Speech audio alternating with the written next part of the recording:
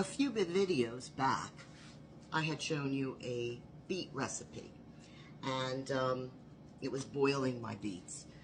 Today, I have some fresh beets from the farm that I've washed very thoroughly and scrubbed.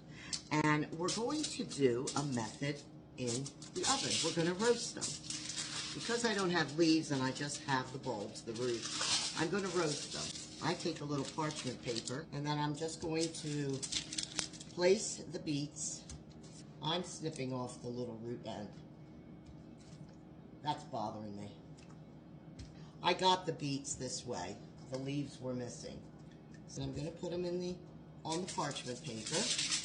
I'm going to sprinkle a little bit of olive oil just on top of them, a little bit of salt, and a little bit of pepper. Even though we're going to peel the skin, we're going to salt and pepper them and olive oil them. We're going to cover these, seal up the foil. So we're going to roast them in a 375-degree oven, wrapped up in foil, nice and tight so they can steam up in there, and then they'll be easy to peel.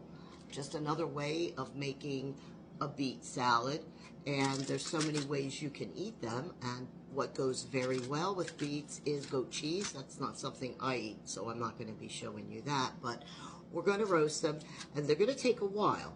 We'll check them at 45 minutes, see if they're fork tender. You want them to be fork tender before you take them out. They're small, so they might be ready. While the beets are roasting, we're going to prepare just a little bit of a seasoning, a little dressing for it. And I'm going to use a little shallot. And ultimately, you should have chives. I don't have chives, so I'm just going to use the greens of scallions. We're going to chop that up finely for our oil and balsamic vinegar, and we'll pour that on top of our. So we're going to chop these beets into chunks. Take your shallot, cut it down the middle like this, make some slices on it, and then just chop finely. Should have little fine pieces like that. And this is what the shallot should look like, and this is for the garnish on top, which should have been chives, but we're using scallions. Here's our roasted beets, and they took quite a long time.